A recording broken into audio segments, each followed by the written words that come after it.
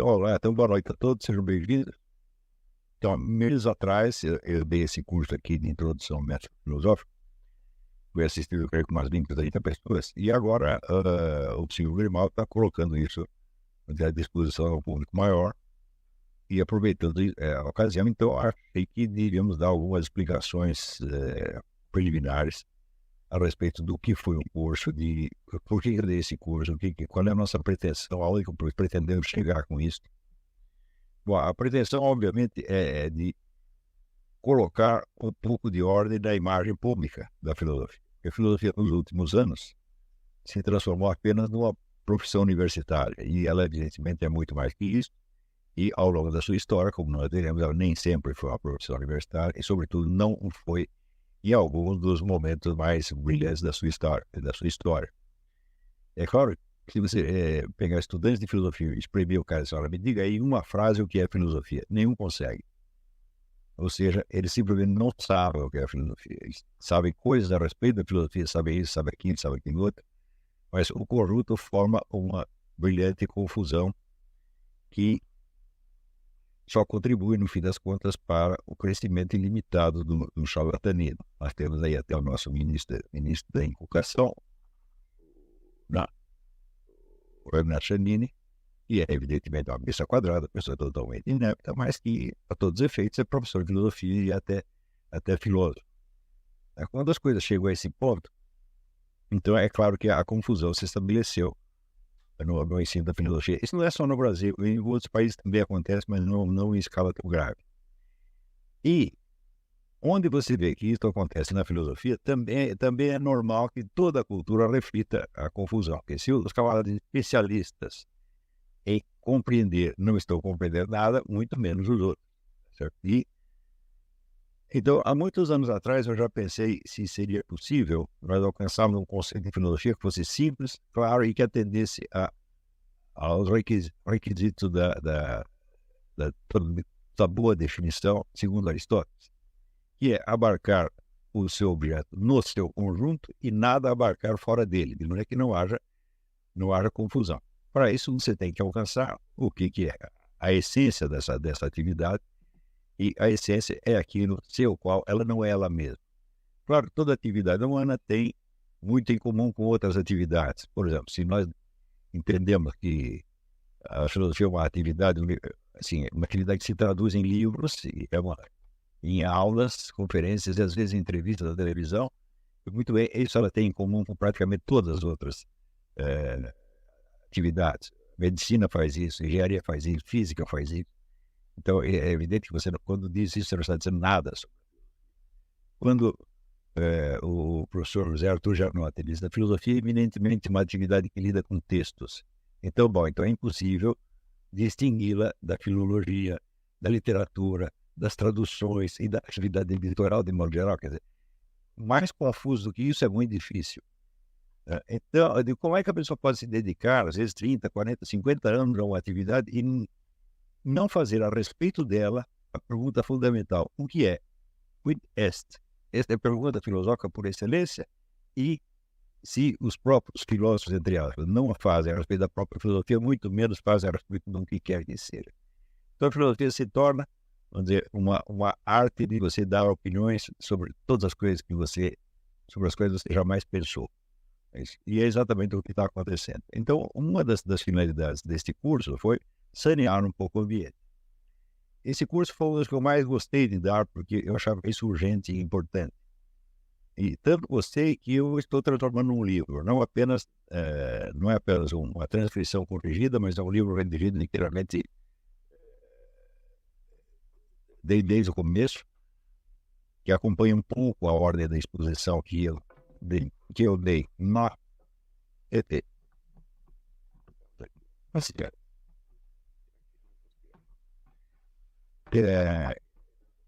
A ordem da exposição que eu dei no curso e que eu dei depois na aula 287, resumidamente, compactadamente, na aula 287 do curso online de filosofia. Eu espero que esse livro fique pronto dentro de 2 ou 3 meses. A redação está sendo muito rápida, graças a Deus. E não está muito difícil, porque eu já sei tudo que eu tenho a dizer ali. O curso conserva, no entanto, toda a sua importância, a sua autonomia, por ter a vantagem da exposição oral, informal, que às vezes facilita as coisas mais do que o escrito. Mas a questão do conceito da filosofia é uma coisa que me preocupou muito, muito, desde há muito tempo. Eu vi que inumeráveis manuais de filosofia começavam logo dizendo que a filosofia não pode ser definida de antemão. E muito bem, se ela não pode ser definida de antemão e ela só o será no fim da investigação, o que impede o distinto autor de enunciar a sua conclusão primeiro, como em geral as pessoas fazem em todos os demais departamentos?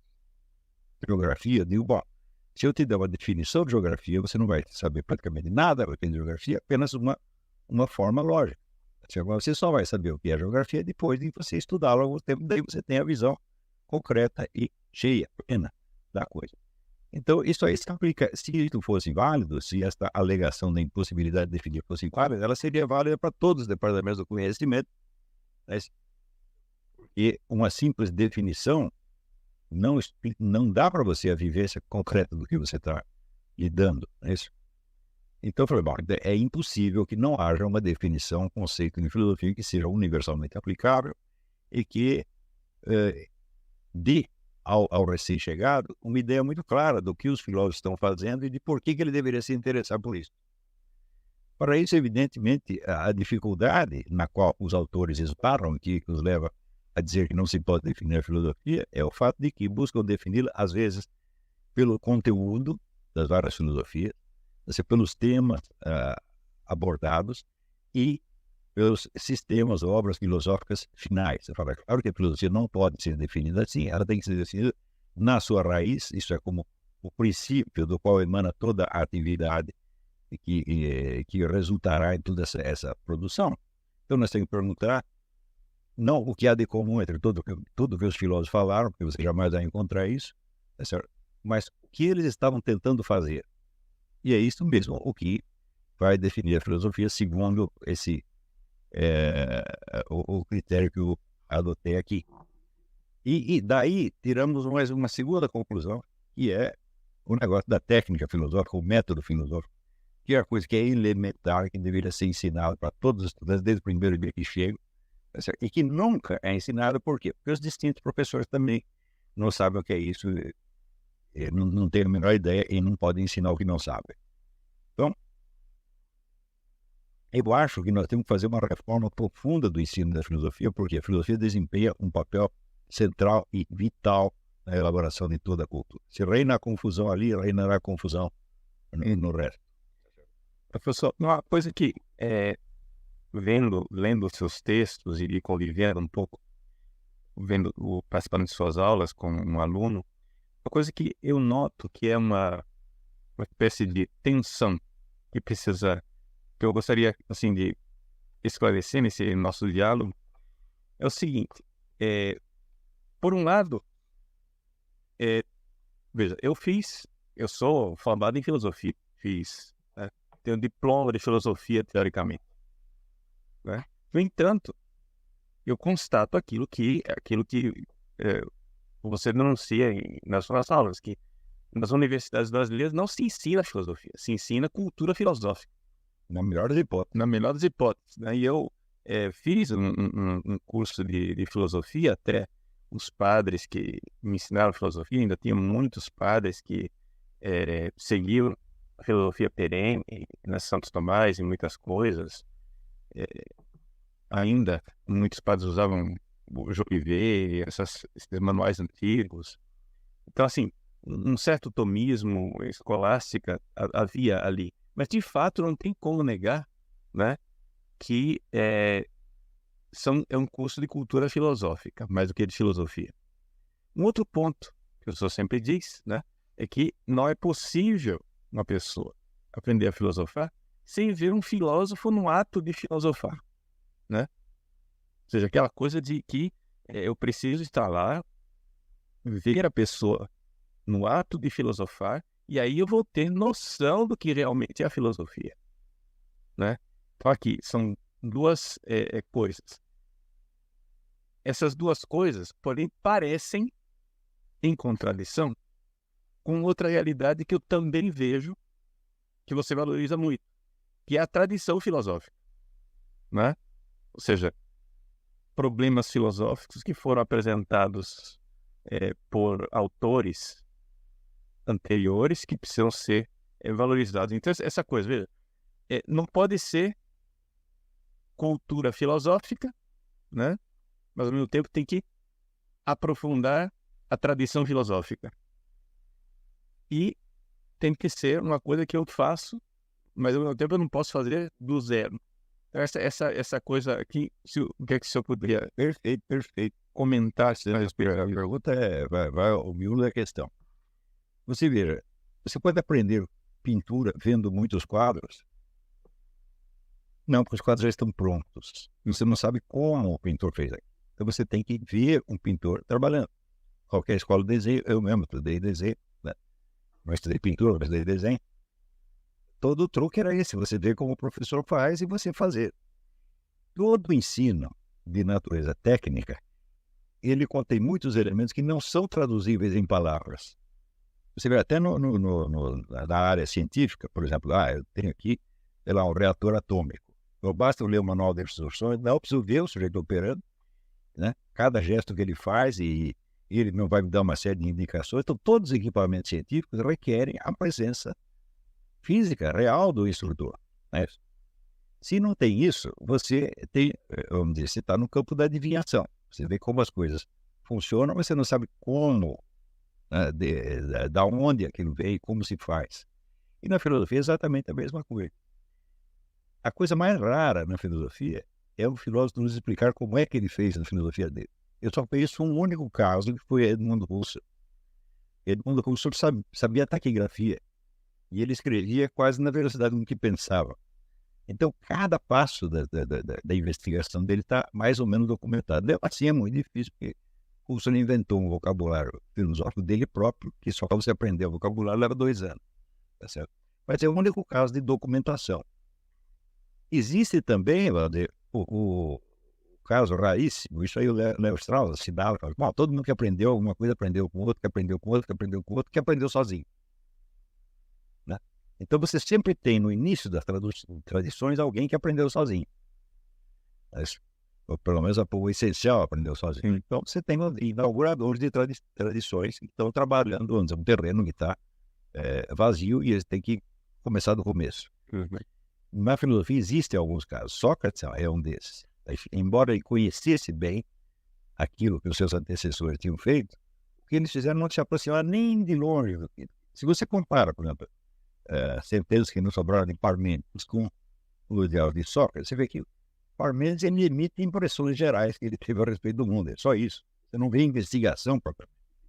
E o Sócrates, onde você nunca tem as conclusões, você tem toda a investigação, todo o encaminhamento da investigação. Porque ele, no diálogo, conversando com pessoas, ele imitava o seu diálogo interior, os passos que ele tinha dado para investigar o assunto. Então você vê a filosofia funcionando, tá certo? Desde o início. Aí vocês têm sempre esse elemento de autodidatismo que é inerente aos inauguradores de tradições. Mas, veja, uma coisa é o talento filosófico, outra coisa é o talento do autodidatismo. Você pode ter um e não ter outro. Né? Então, por exemplo, Sócrates tinha um autodidatismo, mas Platão não tinha, Aristóteles não tinha. Certo? Isso é um filósofo enorme. Quer dizer, para iniciar a tradição, você tem que ter esses 2 talentos. Você tem que conseguir aprender sozinho e dominar o assunto internamente. Então, no Brasil, o ensino da filosofia ele chegou a um ponto tal de decadência. Eu falei, nós vamos começar de novo. Isso aí não dá para usar o que tem aí. E eu tive a sorte de conviver com o filósofo de verdade, que era o padre Stanislau dos Anjos, e ver como ele funcionava. Então, o padre dos Anjos, o que ele fazia? Ele levantava uma questão, justificava por que aquela questão era uma questão filosófica e por que era uma questão importante.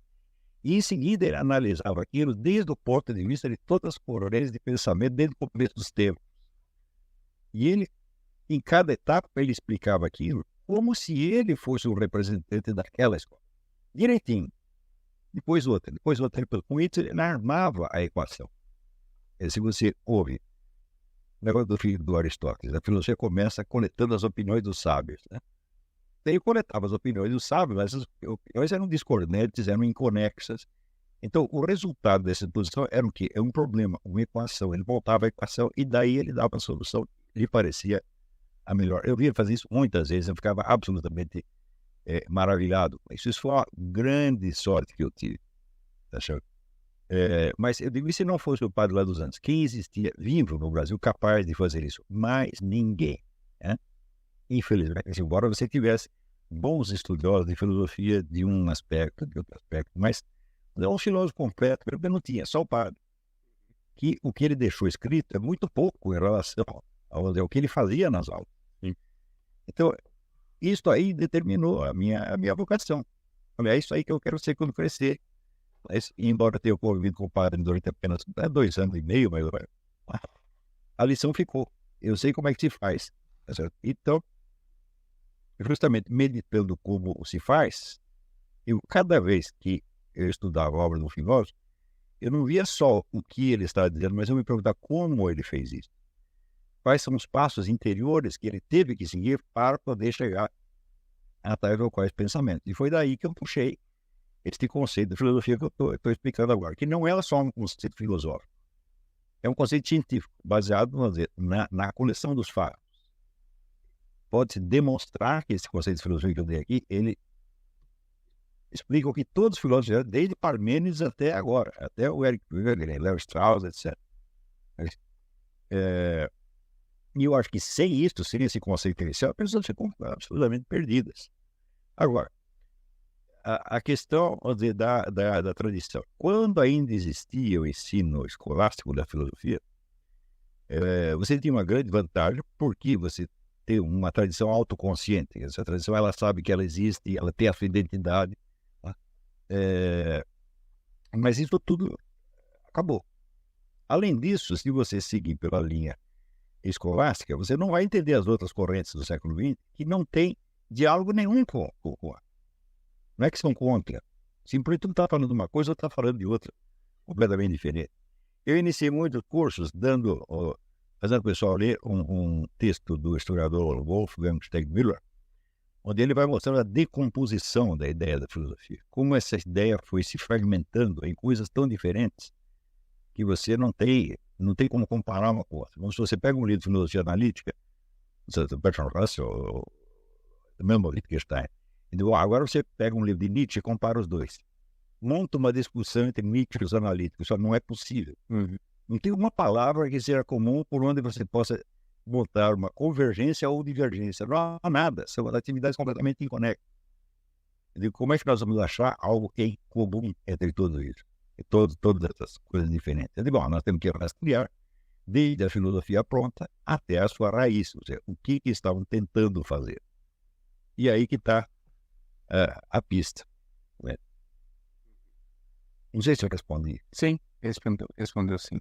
Agora, ao mesmo tempo que é evidente, não dá para, digamos, a gente pegar as coisas de Tomás de Aquino, etc e tal, e vivê-las no século XXI, porque existe muita coisa ali no meio. Agora, o que é impressionante, porém, é ver como a filosofia moderna, ela nasce de um hiato, né? Um hiato com toda a tradição anterior. Sem dúvida. Ou seja, que, por exemplo, quando você pega uma filósofa como Edith Stein, né? Que depois se tornou santa, mas Edith Stein, ela como fenomenóloga, né? Ela, ao ler Tomás de Aquino, diz, puxa vida, esse sujeito aqui age como filósofo de verdade e vai desmontando todo o preconceito que os modernos têm, porque essa é a grande tendência. Eu digo isso como um testemunho pessoal, ou seja, eu tinha uma ideia de Tomás de Aquino sem nunca ter lido realmente Tomás de Aquino. Quando eu fui ler Tomás de Aquino pessoalmente, eu disse, mas puxa vida, esse negócio aqui é impressionante. Esse homem aqui pensa. Não é aquela coisa hermética e nem abstrata, fora do mundo, do jeito que eu fui, sem nunca ter lido realmente Tomás de Aquino. Quando eu fui ler Tomás de Aquino pessoalmente, eu disse, mas puxa vida, esse negócio aqui é impressionante. Não é aquela coisa hermética e nem abstrata, fora do mundo, do jeito que eu fui, sem nunca ter lido realmente Tomás de Aquino. formado, não uso nem a palavra formado, formação é uma coisa séria, eu fui treinado para pensar assim, né? E essa coisa esse diálogo com os filósofos antigos, sem me eximir da tarefa de eu pensar e levar adiante as coisas que precisam ser pensadas e que não tem respostas prontas para problemas atuais, mas entrar nessa escola, porque o que a gente nota, por exemplo, uma das coisas dos filósofos antigos que eu vejo que é muito desprezada hoje em dia para se fazer filosofia, né, é essa coisa da ligação com a própria vida do filósofo, que o senhor insiste muito, né, professor? Essa coisa a vivência de cada um. Ou seja, os filósofos, filosofia perene, filósofos clássicos diziam claramente que se você não tem uma vida virtuosa, você não pode fazer filosofia. E a gente vê claramente, estudando a biografia de muitos filósofos mais recentes, me desculpa falar com franqueza, assim, mas o pecado emburrece. Sem dúvida. O pecado emburrece. As pessoas vivem uma vida tão depravada, né, que depois não conseguem enxergar o que é que realmente eles estão dizendo. E entram, evidentemente, no malveso constante da paralaxe cognitiva, porque o homem, espiritualmente falando, o homem pecador, ele se coloca no lugar de Deus. E não tem coisa mais constante na filosofia moderna do que essa coisa da paralaxe cognitiva, que é o narrador onisciente, né? Que, no fundo, ele está se colocando no lugar de Deus. Ele tem um ponto de vista de Deus que vê as consciências, que vê todo mundo, etc. Só ele está fora. É o pecado original que entrou pela porta da frente na filosofia, né? Essa coisa da vida, tanto a valorização da tradição filosófica, essa valorização da vida do próprio filósofo, enquanto pessoa que procura uma vida virtuosa, são coisas que eu sempre achei admirável na sua forma de apresentar a filosofia. Agora, dentro desse eco, né, do seu ensinamento em mim, então, o que é a filosofia? Bom, são duas perguntas, na verdade. A primeira é a respeito dessa ruptura na filosofia moderna com a tradição anterior. E a segunda questão da virtude e da vida interior do próprio filósofo. Vou fazer a primeira. Na entrada da modernidade, o que houve não foi propriamente uma ruptura com a filosofia medieval escolástica. Houve um esquecimento. Houve assim, é como você mudar de estação. As pessoas repentinamente começaram a falar de outra coisa. E não tinha um diálogo com o que veio antes. Por que isso aconteceu? As pessoas às vezes imaginam que a história da filosofia é uma sucessão de debates, que as ideias estão surgindo umas das outras. Assim, e realmente não é assim. Existe interferência de elementos externos que não tem nada a ver com a filosofia propriamente dita. E justamente nesta época, digamos, 1600, entre 1600 e entre o século XVII e o século XVIII, houve uma mudança na composição sociológica dos filósofos. Eram pessoas de outra origem social. Na Idade Média, os filósofos eram clérigos e eram profissionais da filosofia. Viviam todos no mesmo lugar, conviviam no mesmo edifício o tempo todo, falavam a mesma língua internacional, porque era gente que vinha de tudo quanto é lá, que era da França, da Irlanda, da Alemanha, então só tinha a língua latim para eles conversar. Estava num intercâmbio constante de ideias que para eles tornava tudo aquilo translúcido, mas o pessoal de fora não estava entendendo uma palavra do que a filosofia para o cidadão da Idade Média era um negócio esotérico. É só aqueles caras lá dentro da universidade conversando os negócios que ele entende, deve ser um treco importante. Não havia circulação de livros. Os livros naquela época eram copiados à mão. E tinha raríssimos exemplares que custavam os olhos da cara. E que pouquíssimas pessoas tinham bibliotecas pessoais, certo? A biblioteca da universidade. De repente, surge, por motivos que não me interessa investigar agora, surge uma outra faixa social de filósofos completamente diferente. Não eram profissionais, não eram professores universitários, eram pessoas ou de origem nobre, que tinha um meio de subsistência pessoal, como René Descartes, por exemplo, ou Bacon, ou eram pessoas que faziam algum trabalho para a aristocracia, né?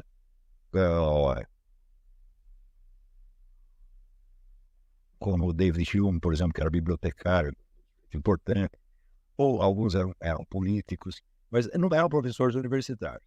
Ao mesmo tempo, não eram professores universitários, mas eram escritores, e aí a indústria do livro já existia e já estava prosperando. Então, eles eram eminentemente escritores e não professores da universidade. E, portanto, eles já se dirigiam a um público imensamente maior e nas suas línguas nacionais. Qual era esse público? Em primeiro lugar, a própria aristocracia, que era o pessoal tinha um pouco mais de cultura. E depois o negócio foi ampliando, no século XVIII atinge a classe média e mais adiante até o povo. Então, são pessoas completamente diferentes daqueles medievais. Então, primeiro, não tem um vocabulário técnico em comum. Cada um inventa o seu vocabulário técnico. Tá? Então, você tem, para entender o que eles estão escrevendo, você tem problemas de interpretação literária, que na Idade Média não existia. Você vê que até o latim no qual o pessoal escolástico escrevia era um negócio seco, árido, totalmente técnico. Era um técnico escrevendo para outro técnico. Para eles aquilo tudo estava claríssimo, todo mundo entendia tudo. Mas, quando você vai ler, por exemplo, René Descartes, Michel de Montaigne, o Bacon, não, entra o problema das nuances de linguagem. Então, você tem que fazer uma leitura mais literária para chegar no que eles estão querendo dizer. Então, como vai se criar um debate entre isso e aquilo? Eu digo, bom, só que não vou criar um debate entre, sei lá, aqui você tem um par de sapatos e ali você tem uma lata de sardinhas. Vamos criar um debate. Mas não tem nada em comum. É só você quer sardinhas, usa sapatos. Então, o que houve foi um ponto de partida totalmente diferente e uma impossibilidade do diálogo, da confrontação. Eu acho que uma confrontação só começa mesmo no século XX, com uma exceção. Teve um filósofo alemão chamado Leibniz, que é o maior filósofo alemão, talvez o maior filósofo do Ocidente inteiro, que também era um intelectual independente, não era professor universitário nenhum, ele era de profissão, ele era um diplomata. E nos intervalos, quando é um negócio incrível, ele viajava muito e ia escrevendo na carruagem, o dia inteiro pulando.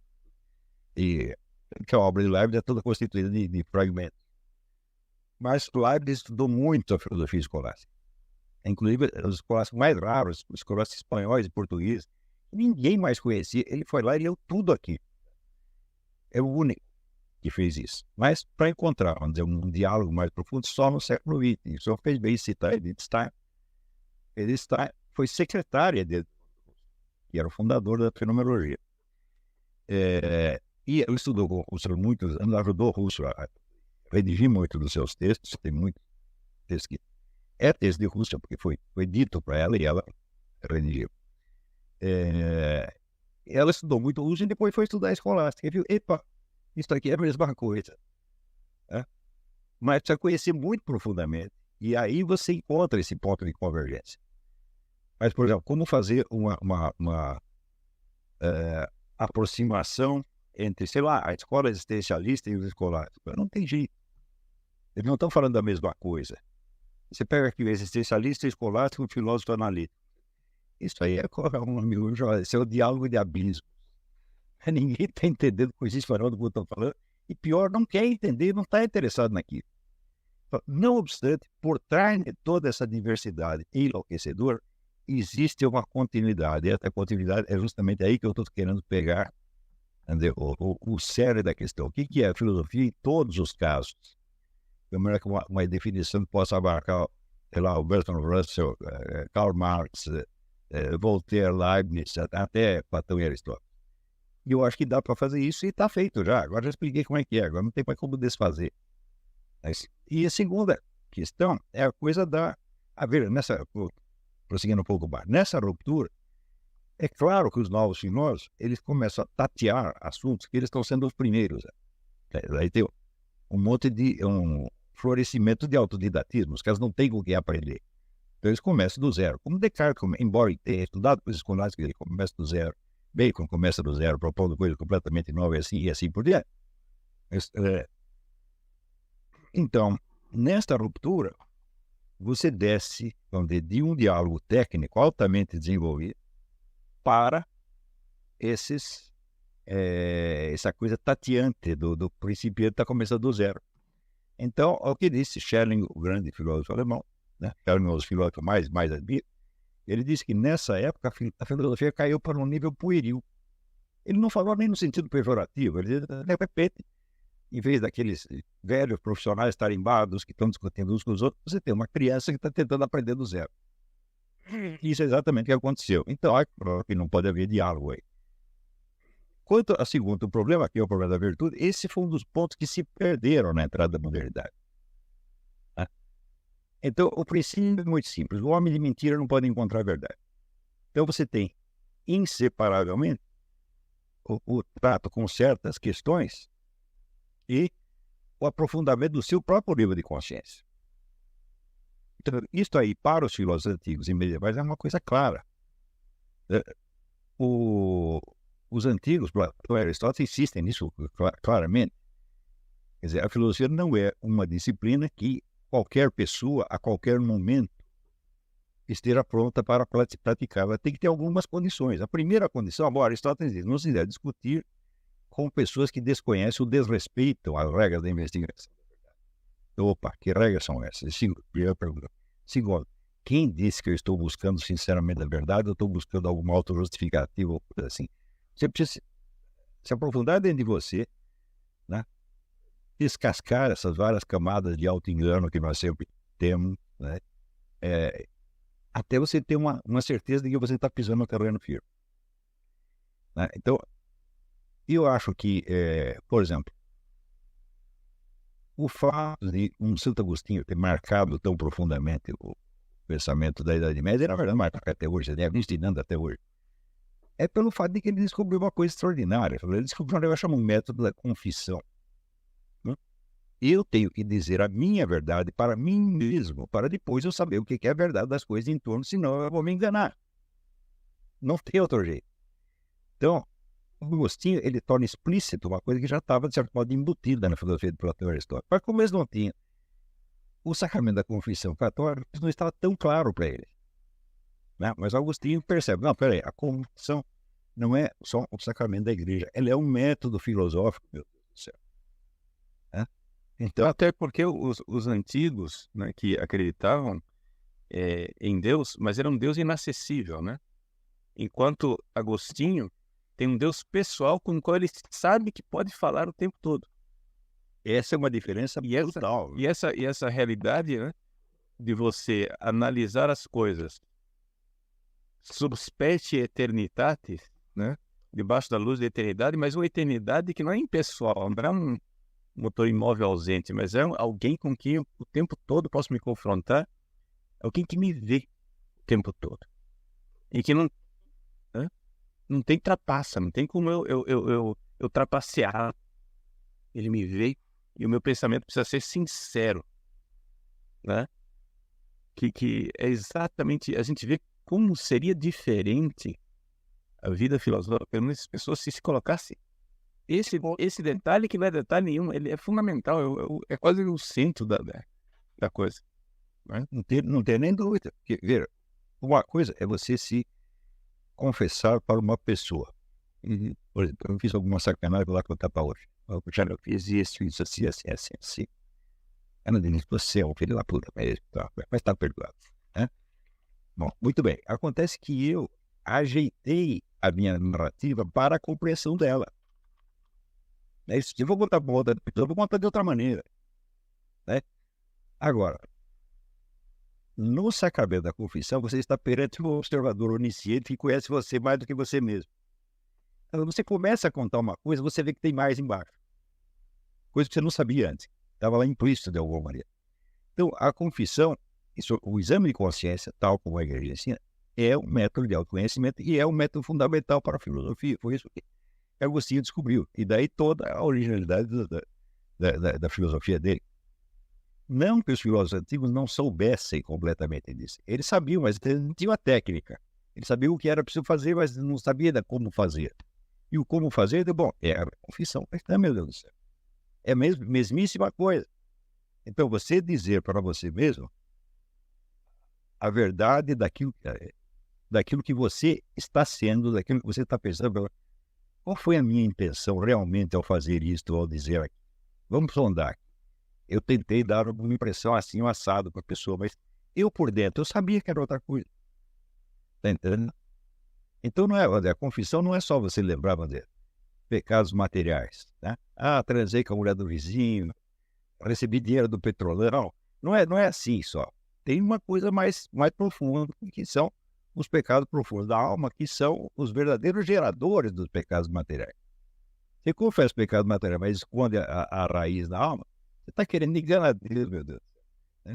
É mais fácil você, o marido, enganar a mulher, você enganar seu amigo, seu inimigo, do que você enganar Deus, porque você sabe que está diante de um observador onisciente. Então, o verdadeiro método da filosofia, ele começa com esta arte da confissão. Quando Edmundo Husserl, muito tempo depois, sem estar pensando em Santa Música, ele lança o seu famoso apelo: vamos voltar às coisas mesmas. Vamos descrever as coisas não pelo que nós achamos dela, por sua definição, mas pelo modo como elas se apresentam na primeira. O que ele está fazendo? Está voltando à metaconfissão. Eu vou começar por declarar aquilo que eu já sei a respeito de alguma coisa.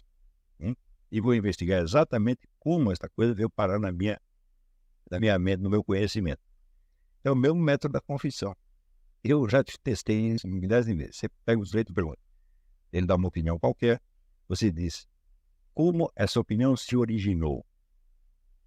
Sabe como é que o sujeito responde? Responde argumentando em favor da opinião. Ele diz, não perguntei a justificativa da opinião, perguntei a origem dela. Da onde que você tirou? Foi de alguma experiência que você teve? Foi uma coisa que você leu? Foi alguém que falou? Sonho que você teve? Me conta a origem. Isso nunca sabe. Então está falando ao elemento inicial do método. Né? Para chegar ao que eu não sei, eu tenho que declarar o que sei, mas eu tenho que sabê-lo com plenitude, com plena clareza do que eu estou fazendo. Não só a respeito, evidentemente, das minhas próprias experiências interiores, mas a respeito de tudo aquilo que chegou ao meu conhecimento. Né? Eu tenho a experiência do embaixador Peira Pena, da Universidade de Brasília. Ele perguntou para os alunos dele, qual é a sua classe social? Ninguém sabia. Ele disse, você não sabe que classe social você está, mas você tem opiniões sobre a economia, sobre a sociedade, etc, etc. Ele disse, você está muito doido, você está voando. Então eu tenho que começar a saber onde eu estou, de onde sai o meu dinheiro, etc. Da onde saem as condições de vida básicas que eu vivo. Tá? E assim por diante. Quer dizer, você sondando você, à medida que você aprofunda em você, a sua situação no mundo se torna mais clara. A que ponto a dúvida metódica do Descartes perverteu isso? Não é que ela perverteu, é que a dúvida metódica é uma farsa. A dúvida metódica não existe. Descartes diz que vai fazer uma dúvida, mas ele não faz. Ele só faz as dúvidas sobre certas coisinhas enquanto ele se assenta em certezas que ele tem. Por exemplo, quando você vai fazer o famoso raciocínio do Descartes, penso, logo existe. Eu digo, muito bem. Você tem uma premissa e tem uma conclusão. A premissa é só quem existe pensa. Eu estou pensando, portanto, eu existo. Isso quer dizer que o seu eu permaneceu o mesmo durante todo o trajeto desse raciocínio. Então, esse eu já está pressuposto no raciocínio. Não é o raciocínio que vai prová-lo. É a existência e continuidade do eu que fundamenta a possibilidade desse raciocínio. E ele nem percebe isso. Segundo ponto, eu vejo ali, você lendo a Legislação Metafísica de Descartes, isso eu expliquei bastante no meu livrinho sobre Descartes, ele começa a falar do eu real dele, o eu histórico, o eu biográfico dele, e daqui a pouco ele pula para o exame de um eu abstrato universal. Ele, vamos dizer, muda de gênero literário no meio, e não percebe. Né? Então, bom, ele diz que vai fazer a dúvida universal, mas ele está fazendo uma outra coisa.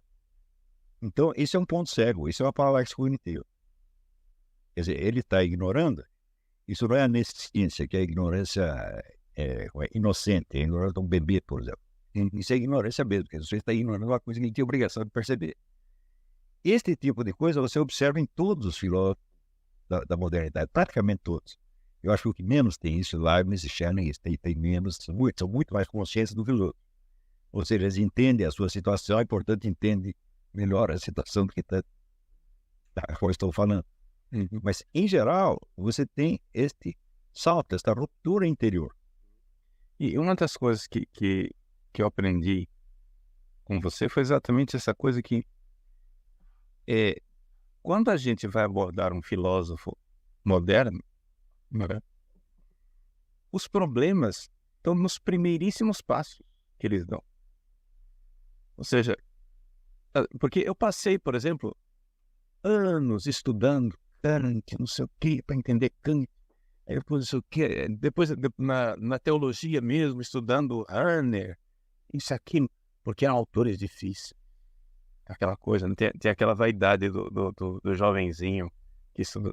Nossa, ele lê Hörner, ele entende Kant, né? Então o pessoal dedica uma energia maluca para entender essas coisas. Quando se ele tivesse se perguntado no beabá, lá na primeira frase que o fulano disse, né? Mas isso aqui é verdade? Porque os erros estão nos princípios. O erro está lá, você constrói um castelo belíssimo, mas é um castelo que está nas nuvens, né? E se você não se dá conta dessa coisa, da paralaxe cognitiva que está lá bem no início. Então, assim, a gente às vezes fala com pessoas que dedicaram a vida inteira ao estudo desses pensadores, e as pessoas se sentem assim muito envergonhadas de não tem força moral para voltar atrás e dizer: dediquei minha vida à estupidez. Sim. Elas não têm força moral para voltar atrás e dizer: não, quem é você para julgar Kant, o grande Kant? Quem é você para julgar Hörner? Quem é você para julgar sei lá o que? Escuta, é que infelizmente é todo um negócio articulado, pomposo, majestoso, construído em cima do nada. De coisas pueris, que se tivesse feito essa anamnese no início, tivesse essa consciência de si mesmo logo no início, as coisas teriam sido bem diferentes. Você vira, aí também é um fator sociológico que interfere. Porque durante a Idade Média, os filósofos conviviam uns com os outros o tempo todo, eles se fiscalizavam muito. E tudo ali era colocado em discussão, e o sujeito, para sustentar o que ele acreditava, ele precisava enfrentar a congregação inteira. Depois, na entrada da modernidade, isso desaparece. Cada filósofo começa a investigar as coisas por sua própria conta e não tem mais essa fiscalização. Você tem, claro, um certo intercâmbio, eles trocam cartas entre si, mas às vezes você tem filósofos que se influenciaram muito e nunca se viram, foi só através de cartas. Né? Então você já não tem mais esta cobrança rigorosa. Depois acontece uma terceira situação, quando se constitui a Universidade Moderna, e constitui na Alemanha, em primeiro lugar. É uma instituição absolutamente admirável pela liberdade de pensamento que assegurava. Tinha coisas que você só podia dizer na Alemanha, em outro lugar não poderia. O próprio Schelling, na introdução à filosofia da religião, ele diz: olha, eu estou dando graças a Deus de estar aqui na Universidade Alemã, eu posso dizer essas coisas, né? Mas a Universidade Alemã era uma instituição do governo. E os professores tinham um estatuto quase que de ministro de Estado. Então você cria o quê? Você cria, quer dizer, as vacas sagradas. Quer dizer, é um prestígio que é colado neles por alguém que não entende a filosofia.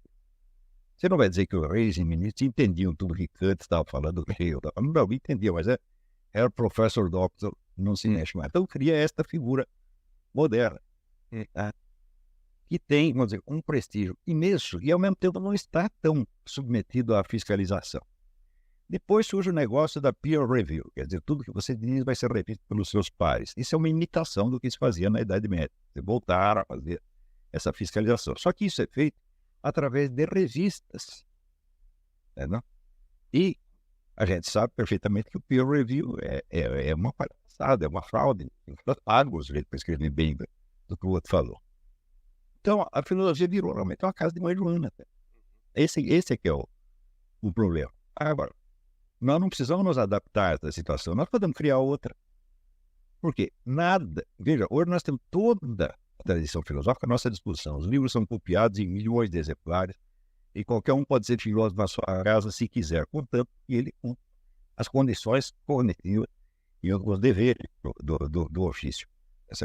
Então, nós podemos ser conosco mesmo muito mais exigentes do que qualquer filósofo universitário, mesmo porque eu não sou senhor doutor, eu sou apenas um Zé Mané que estudou um pouquinho, tá certo? A minha opinião, em princípio, não é melhor do que a sua, e se eu achar que é melhor, eu tenho que provar que é melhor de alguma maneira. prosseguir a discussão até chegar a uma conclusão.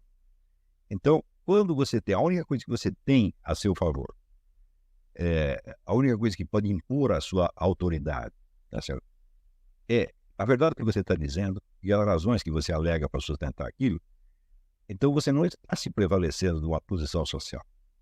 Você está, honestamente, se oferecendo para ser discutido, contestado e aperfeiçoado. Quantas vezes as pessoas já não me corrigiam, se eu cometi, alguém me escreve pelo Facebook, por e-mail, isso aqui está errado. Acontece toda hora.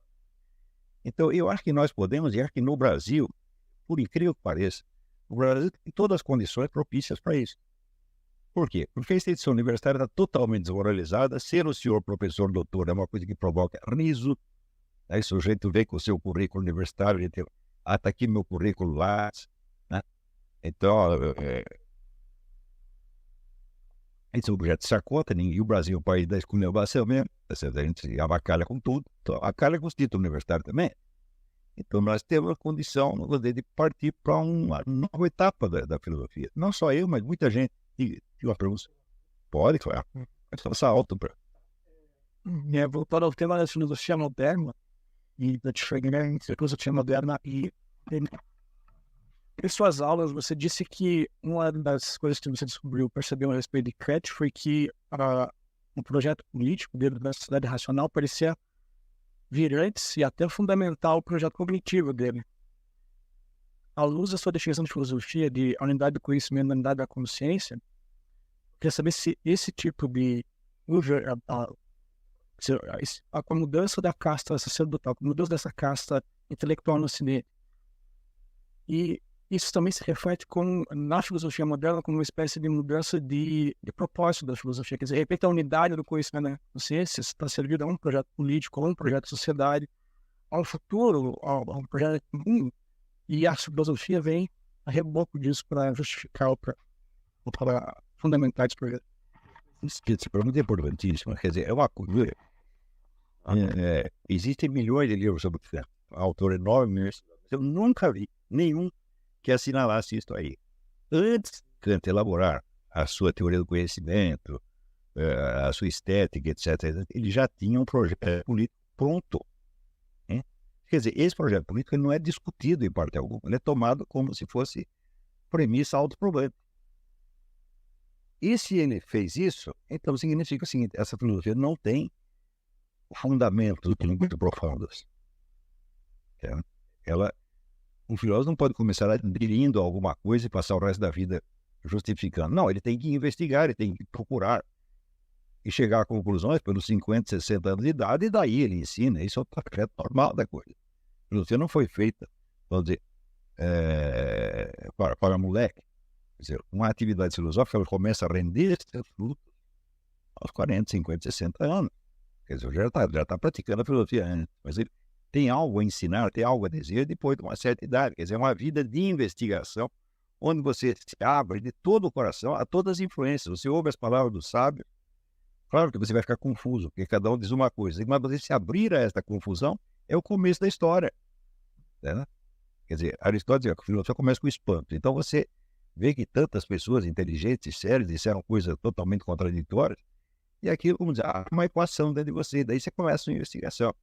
Agora, se o sujeito já aderiu, já tinha a carteirinha de partido aos 20 anos de idade, o que ele fará em seguida não é sério. Quer dizer, ele não se expôs à dificuldade, ele está apenas justificando retroativamente coisas que ele já aderiu, não por motivos filosóficos, mas por alguma preferência pessoal. Então, eu gostaria comecei até a escrever um livro sobre Kant, espero terminar, mas é mais complicado, muito mais complicado do que a questão do método filosófico. Construindo a filosofia do Kant, tomando como base essas opções políticas iniciais. Mostrar que tudo mais foi uma justificação ex post facto de valores a que ele havia aderido e que ele não examinou filosoficamente, ele não analisou, ele simplesmente aderiu. Tá entendendo? Então, isso aí também é muito comum nos pensadores modernos. Quando você vê, né, Karl Marx escreve o Manifesto Comunista, ele não tinha nem 30 anos de idade, então já estava tudo dado ali. Quer dizer, como é que ele chegou a isso? Veja se existe algum momento na obra de Karl Marx onde ele coloca em dúvida essas premissas e as examina e tenta fundamentar? Nada. Aquilo ali é como se fosse um artigo de fé. Quando você adere a uma crença religiosa, isso não é tão grave. Por quê? Porque a crença religiosa tem um nível de generalidade tal que ela é compatível com muitas filosofias diferentes. Mas se é um valor, vamos dizer, ético, político, etc., não, aí você já fechou a questão antes de começar a discussão. Isso aí é uma coisa que todo mundo faz. No Brasil, o pessoal adere ao marxismo quando ele está usando fralda, você está entendendo? E passa o resto da vida tentando justificar aquela porcaria. Então, não é esse sujeito que faz isso, não é um filósofo de maneira alguma. O filósofo ele tem que se entregar a um período de dúvida e perplexidade que pode ser bastante longo. 20, 30, 40 anos. Inclusive, se ele tem a fé religiosa, ele tem que colocar aquilo em dúvida sim, ficar na perplexidade. Ele não pode fugir disso. Né? Nós não recomendamos que todo mundo faça isso, porque tem pessoas que se entra uma dúvida na cabeça delas, a personalidade desmantela. Então, se você não tem envergadura intelectual para se dedicar a isso, e tu vai para casa e faz o que o padre mandou fazer e não enche o saco. Né? Mas se você tem a capacidade para isso, você tem a obrigação de fazer. Expor-se à perplexidade, à dúvida, ao espanto. Tá? Vamos supor que você não chega a conclusão nenhuma. Eu digo, tem muitos filósofos que não chegaram a conclusão alguma. Se você vê as obras de Henri Camus, filósofo suíço, ele nunca chegou a conclusão nenhuma sobre nada, ele viveu na dúvida. Mas o conjunto das dúvidas dele é bom para nós. Ele aplana o caminho em muitos pontos. Está entendendo? Quer dizer, ninguém tem obrigação de chegar a conclusões. Mas você tem a obrigação de investigar honestamente. E esta questão da investigação honesta começa com o quê? Com a autoconsciência. Quem sou eu? O que eu estou fazendo aqui? Estou querendo mesmo? Tá entendendo? Se você não tem esta translucidez dentro de você, tudo o que você vê do mundo exterior já está falseado por uma espécie de preconceito que você tem. Eu não estou querendo dizer que você vai ter que ser santo. Não, não é isso que eu estou falando. Você tem que ter a sinceridade interior. Você vai ser sincero, não só com as pessoas. Com as pessoas você pode ser sincero até certo ponto. Mas com Deus você tem que ser 100% sincero. Por quê? É aquele negócio que até eu expliquei outro dia. O ser humano, cada ser humano, ele tem, evidentemente, um eu, que é o centro da personalidade dele, mas tem muita coisa nele que não é ele, que vem da hereditariedade, vem do meio social, vem de condições, então a parte nossa que não é personalizada. Né, certo? Mas Deus não tem isso. Quando Deus se definiu, o que é você disse? Eu sou o eu sou. Isso quer dizer que em Deus tudo é um eu. Ele não tem inconsciente, ele não tem tara genética, nem qualidade genética, tem nada. Isso tudo nele é ele mesmo. Então, o nosso eu, ele é deficiente. Nós temos que nos personalizar à medida que nós avançamos na vida. Vamos nos conhecer. E esse personalizar-se, ou seja, eu pegar as partes impessoais que tem em mim e eu assumi-las como minhas e transformar em opções conscientes, isso aí é quase que um processo de divinização. Você está seguindo o caminho de Deus, você está fazendo o que Deus faz. Está fazendo a sua escala, ridiculamente pequena, tá certo? Mas Ele quer que você faça isso. Quando Jesus fala, sendo perfeito como meu Pai é perfeito, fala, bom, como é que eu posso ser perfeito se eu sou um pedaço de mim e o resto eu não tenho controle nenhum? Não dá. Então eu vou ter que começar por esta personalização da minha vida. Quantas vezes nós não temos ideias, impulsos, que nós mesmo não reconhecemos como nossos? Nós temos horror daquilo, mas aqui está em nós. Então, o que eu vou fazer com isso agora? Sei lá, tem um vício, uma perversão, uma coisa assim. Fala, bom, eu não quero, mas isso aí eu também. Então eu vou ter que trabalhar isso de alguma maneira, eu vou ter que assumir a responsabilidade disso. E na medida que você faz isso, você vai estar praticando o método de Agostinho, o método da confissão. E o método da confissão limpa os seus olhos para que você veja o mundo e ver as outras pessoas, não com olhos projetivos, mas com olhos de quem quer a verdade. Né? E não quer a justificação de uma coisa que você já acreditava antes. Uma das coisas que a gente nota no ambiente universitário e aqui especificamente no ambiente de seminários católicos, seminário de formação de sacerdotes, né? Exatamente essa realidade. Por exemplo, pessoal, se você for num seminário hoje em dia, todo mundo, você fala de teologia da libertação, todo mundo acha que isso é uma coisa que morreu. Isso não existe. Na prática, parece... não tem esse negócio de marxismo. E, no entanto, as pessoas não se dão conta do quão marxistas elas são na forma de apresentar a teologia. Porque, na realidade, a teologia da libertação nada mais é do que a aplicação dentro da teologia da escola de Frankfurt. Teoria crítica. É teoria crítica. Então, quando o sujeito tem, dentro do seminário, o professor apresenta tudo, toda a história da teologia, a partir da mania da teoria crítica, de que por trás de cada ideia tem um interesse, eles não são capazes de enxergar que alguém busque a verdade com sinceridade, sem interesse algum, etc. Não, mas ali, se o padre Paulo Ricardo está lá fazendo um hangout com o Olavo de Carvalho, ele tem algum interesse, né? Um interesse escondido, alguma coisa tem que estar... Mas nós vamos vender o curso de Introdução ao Método Filosófico. Eu não prometi nenhum tostão pro padre.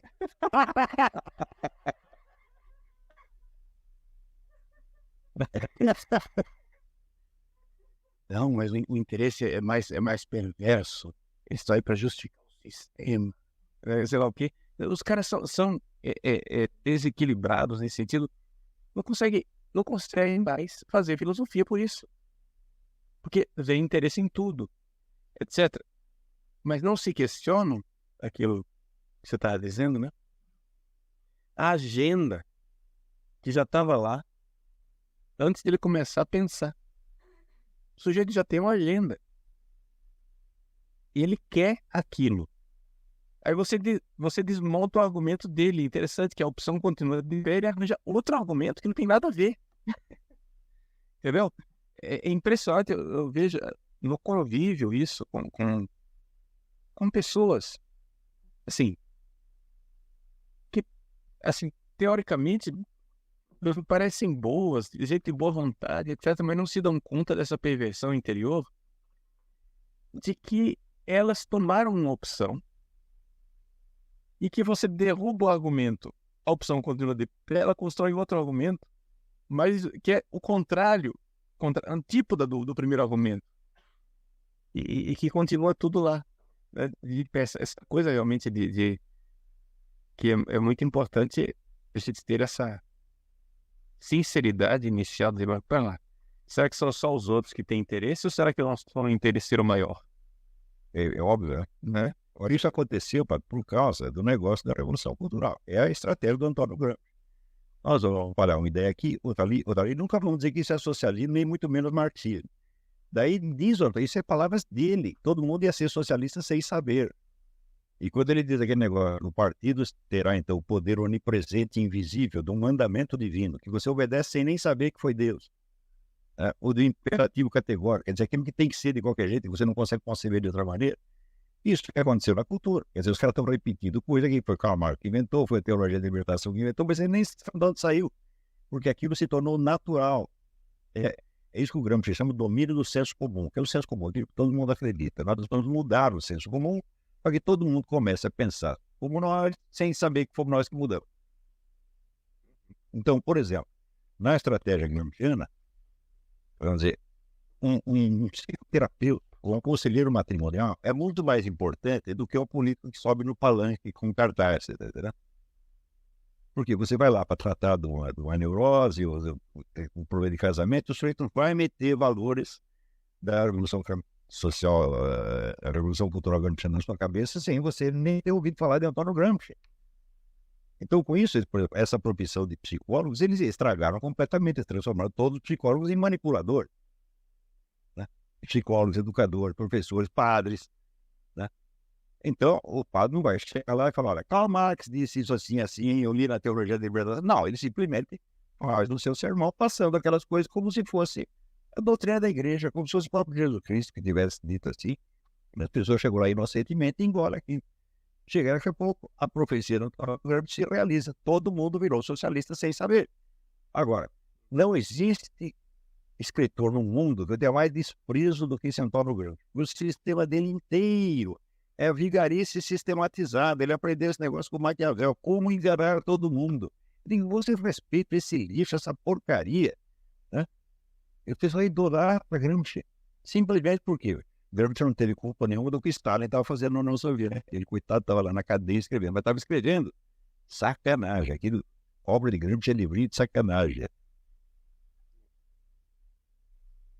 A história de que Gramsci teria se convertido na hora da morte, foi lá um padre para confessá-lo, o padre devia ter dado como penitência. Você pega esses caderninhos seu do Cássio, que você queimou tudo. Não daria mais tempo, porque já estava no mundo inteiro. É da história do Rabino, né? E o sujeito chegou ao Rabino e disse: ó, Rabino, eu andei espalhando calúnia, difamação, um monte de gente aí. O Rabino pensou um pouco e falou: olha, assim, agora você pega essa pilha de jornal aqui e picota tudo em pedacinhos assim de 2 centímetros. Pôr num barril. O cara fez isso. Agora você só vai naquele dia e joga isso pro ar. Eu falei: e agora, Rabino? Agora você vai catar os pedaços, papelzinho um por um. É mentira, é assim, vocês param e se você quiser puxar de volta, não tem mais jeito, ele já voou para tudo quanto é lá, viu? O Gramsci é exatamente isso. Então, eu espero que tem esse bicho, contou que o Gramsci se arrependeu no leito de morte, como Maquiavel também, a mesma coisa, Maquiavel documentadamente.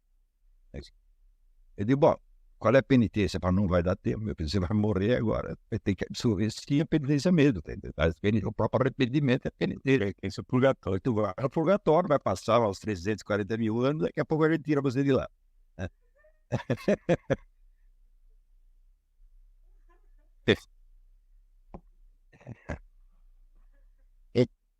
Então é isso, o pessoal tá lançando aí o curso em Introdução ao Método Filosófico. Nossa, tem perguntas aí. Eu tenho uma pergunta. Retomando um pouco, né, o que vocês estavam falando, depois da hora que o Padre Paulo está falando sobre o Tomás de Aquino, eu me acordei daquele livro que você recomendou para nós, A Inveja dos Anjos, sobre o ensino de filosofia nas escolas paroquiais, das catedrais. A gente vai à escola na Catedral de Paris. E quando eu estava lendo esse livro, eu estava pensando que a impressão que a gente tem que a disciplina espiritual ou dos monges, ou dos freios, ou da própria escolas religiosas da Idade Média, pelos olhos dos modernos, parece que essa disciplina espiritual não tem nada a ver com a vida intelectual e com o exercício da filosofia. Quer dizer, os monges levantam de manhã, vão lá, rezam a liturgia da hora, celebram a missa, fazem suas atividades monásticas, e aí à tarde eles vão estudar e copiar livros, e são duas atividades que não têm relação uma com a outra. E quando a gente lê o livro lá, na Inveja dos Anjos, a gente percebe que não há uma distinção entre essas duas esferas da vida, e que a disciplina espiritual, vamos chamar assim, né, a ascese, faz parte da vida intelectual e, de certa maneira, se incorpora, né, a isso que você chamaria de um método filosófico. Mas você nem tratou disso no curso, né? E a minha pergunta é essa, assim, qual é a importância hoje, né, e como a gente pode aproveitar isso dessa disciplina espiritual na vida de estudo. Uma coisa eu entendo muito bem, que é o exame de consciência. Tá? Até quando você fala de exame de consciência, você acaba se confundindo com a confissão, como é praticada hoje. O Paulo pode até falar melhor sobre isso. Como é praticada hoje, sim, na maior parte dos casos, né? Aquela confissão burocrática, né? Nomeia os pecados, sem de fato um verdadeiro exame de consciência. Tá? Então a pergunta é essa: como essa disciplina espiritual foi se perdendo ao longo dos séculos no ensino de filosofia, na prática influencia essa tua concepção do método filosófico? Então, o Silvio está se referindo a um dos episódios mais extraordinários da filosofia. Quando a gente vê a filosofia do século XIII, tem lá um monte de gigantes, São Tomás de Aquino, Duns Scotus, São Boaventura, você fica impressionadíssimo. E como tudo isso aconteceu dentro da universidade, você pensa, isso é mérito da universidade, né? Mas acontece o seguinte, tem 2 detalhes. primeiro, todos os gigantes da filosofia universal do século XIII eram monges. E para os monges serem admitidos como professores universitários foi uma briga de foice, porque antes as universidades eram dominadas pelo clero secular, e não queriam os monges.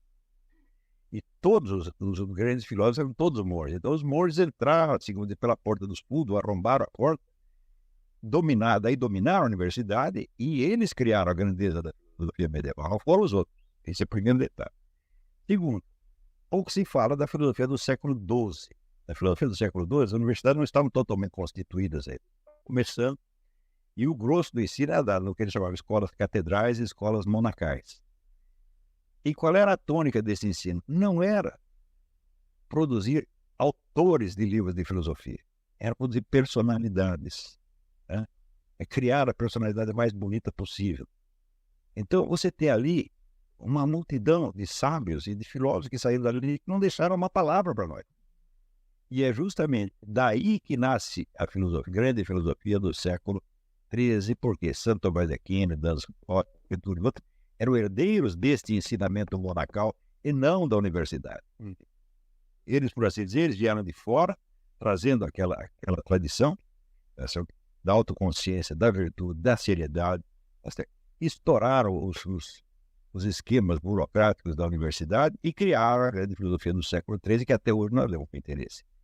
Agora, isso tudo não saiu do nada, foram mais de 100 anos de um ensino destinado a formar belas personalidades, pessoas que valesse a pena você conviver com elas, porque elas iam te dar alguma coisa. As pessoas eram educadas para o céu. Para o céu. Eram educadas para o céu. Depois, com a universidade, as pessoas começaram a ser educadas para receber o diploma. E isso desgraçou tudo. O grande problema das universidades é esse. Você coloca lá a finalidade. Eu quero o diploma. Então, é evidente, cada geração vai dizer para o professor, não precisa de tanto, ele só quer o diploma. E vai baixando o nível. Isso é o diploma. Isso é um círculo vicioso que não tem cabimento. Né? E quando você realmente busca as coisas, por exemplo, eu me lembro lá em Bispo, arcebispo de Campo Grande, do Antônio Barbosa, né? Eu fui visitá-lo praticamente no leito de morte, ele não levantava mais da cama. Aquele dia eu cheguei lá, ele estava chateado. Eu disse: "Que foi, Dom Antônio?" "O sol me pegou na cama." Isso não acontecia há décadas, desde que ele era criança, né? O sol me pegou na cama. E aí ele vai: "Padre, o que é que o senhor anda lendo? Eu preciso estudar. Eu preciso de mais coisas para estudar." Quer dizer, o velho com 80 e tantos anos lá na cama, não levantava mais, ele queria estudar. Isso é inconcebível, impensável para o universitário moderno. Você imagina, o que é que ele vai fazer com esse estudo? O utilitarismo, né? Não, mas a contemplação da verdade, né? O sábio, como disse Santo Tomás de Aquino no início da Suma contra os gentios, né? O sábio contempla a verdade, julga os princípios, denuncia os erros, né? E ordena todas as coisas. Que é a forma de São Tomás de Aquino de expressar aquilo que você coloca.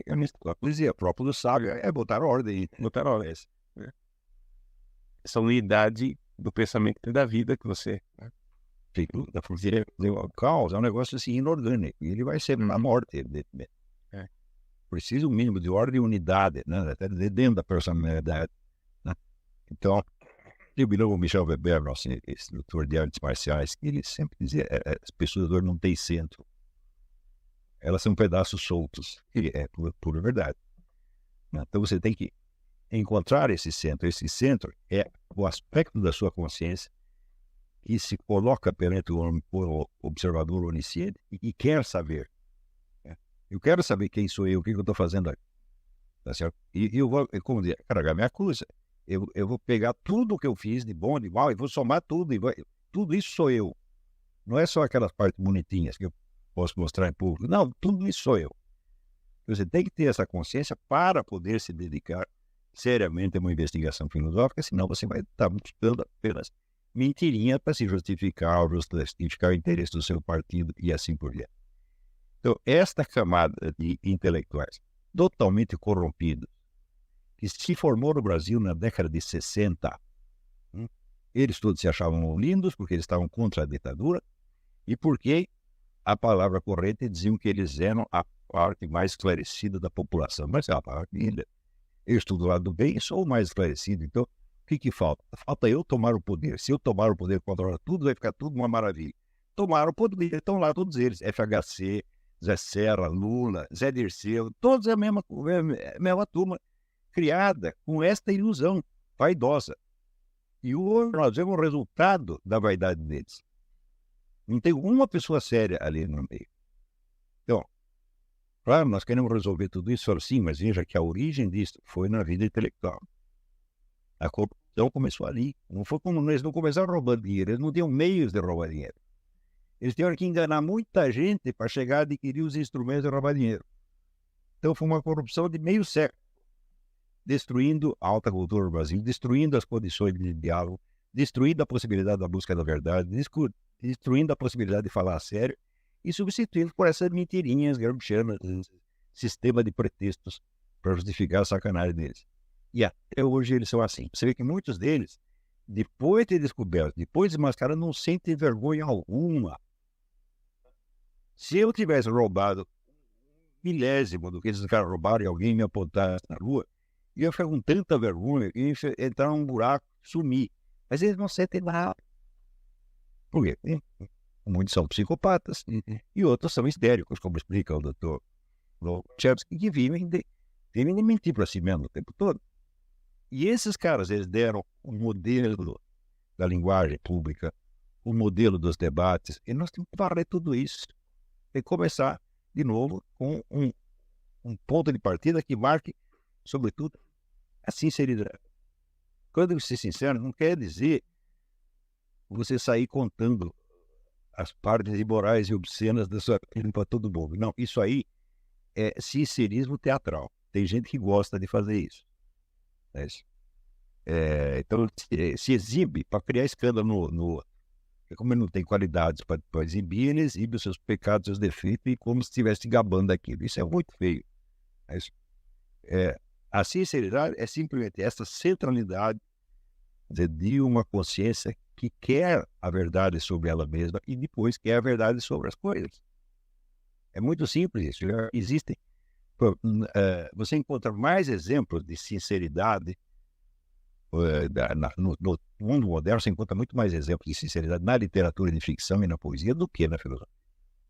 Os filósofos quase todos são posé, né? Um canto.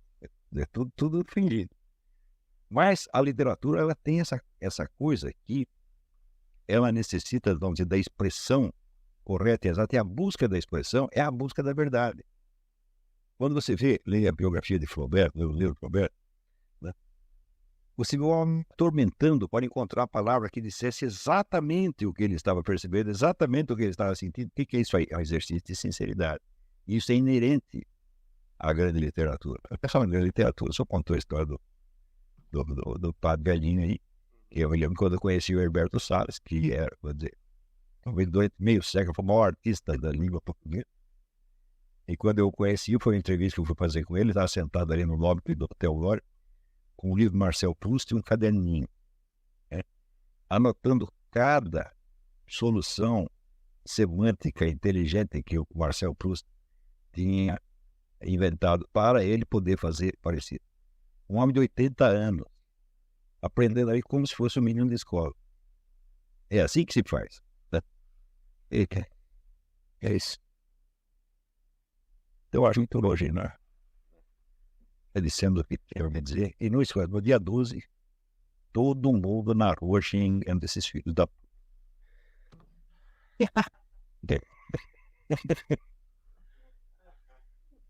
Agora eu queria dar o recado ao pessoal, né, que realmente vale a pena, né, a gente entrar nessa escola sobre o método filosófico. Esse curso é mais importante do que você pode imaginar, né? É um investimento. O pessoal reclama e diz, porque como é que eu faço? Mas é caro, isso, aquilo, não dá. Não é isso, não. Nós tivemos que, quando nós colocamos esse curso, vamos dizer, à venda, nós temos que cobrar relativamente caro. Por quê? Porque as pessoas que vieram e gastaram os tombos Sim. de passagem, de hotel, para poder chegar aqui e assistir o curso. Então eu não vou poder fazer muito barato. Claro, sacanagem com os caras. Né? E além disso, vocês sabem que o dinheiro que eu ganho com isso, eu não estou usando esse dinheiro para comprar cocaína, entendeu? Né, para pagar a conta do bordel. Eu estou aplicando tudo isso aqui no nosso próprio projeto para educar cada vez a gente. Tá bom. Mas é isso mesmo. E, assim, Silvio tem um recado agora. Aula, porque, na verdade, a gente está fazendo essa promoção essa semana, tá? E o pessoal pode aproveitar essa semana até segunda-feira para comprar, na verdade, 2 cursos pelo preço de um, né? Que vai oferecendo princípios e métodos da autoeducação. De certa maneira, complementa esse. Né? Então, até segunda-feira o pessoal pode participar dessa promoção. E aí, só depois da segunda-feira o curso vai para o valor normal. E aí, se quem quiser mais informação, é só acessar o seminário de filosofia.org e vai estar o banner lá, com a carinha do lado, é só clicar e ter informações sobre o curso, como comprar, etc. Está tudo certo lá. Então, olha, eu agradeço imensamente a presença desse amigo queridíssimo, que é o Padre Paulo Ricardo. Agradecer a colaboração do Alessandro, da Leila, da Puxane, da Isidane, da Guilherme, aqui, todo mundo que ajudou. E, então, até a próxima. Quer fazer um... Sim, vou dar uma bênção para todos os nossos ouvintes que estão assistindo, participando do Hangout, que realmente Deus abençoe cada um nesse tempo pascal. Nós estamos na hora oitava de Páscoa, né? Nós somos mesmo chamados por Deus para transfigurar a nossa vida. Nossa vida é um processo de morte e ressurreição. A Páscoa de Cristo, ela resume todas as coisas.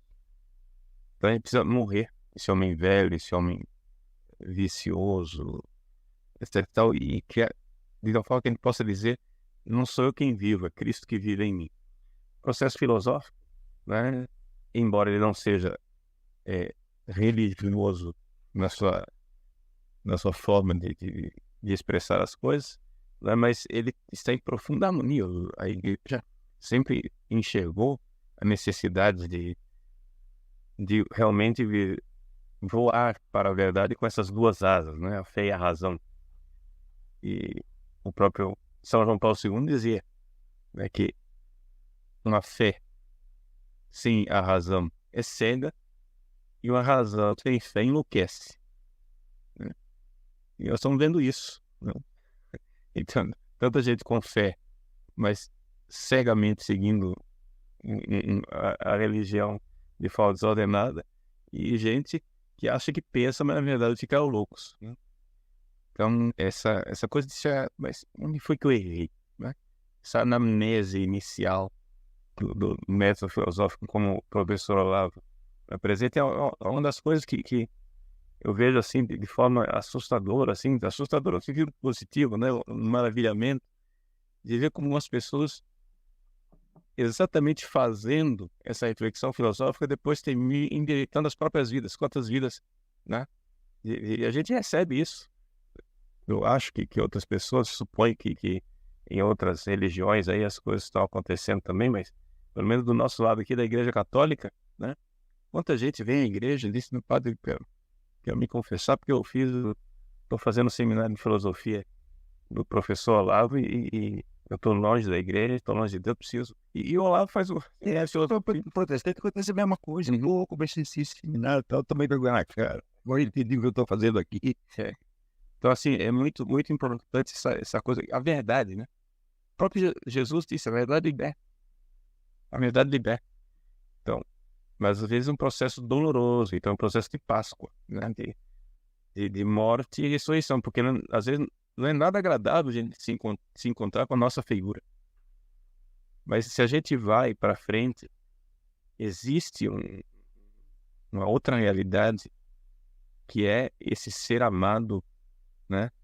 Você sabe que você pode se apresentar pode se confessar diante de alguém que olha para você com um amor que não erra no julgamento e que não desiste de nós. Essa grandeza de viver esse tempo de Páscoa. Então, que Deus abençoe a todos. Em nome do Pai, do Filho e do Espírito Santo. Amém. Sim.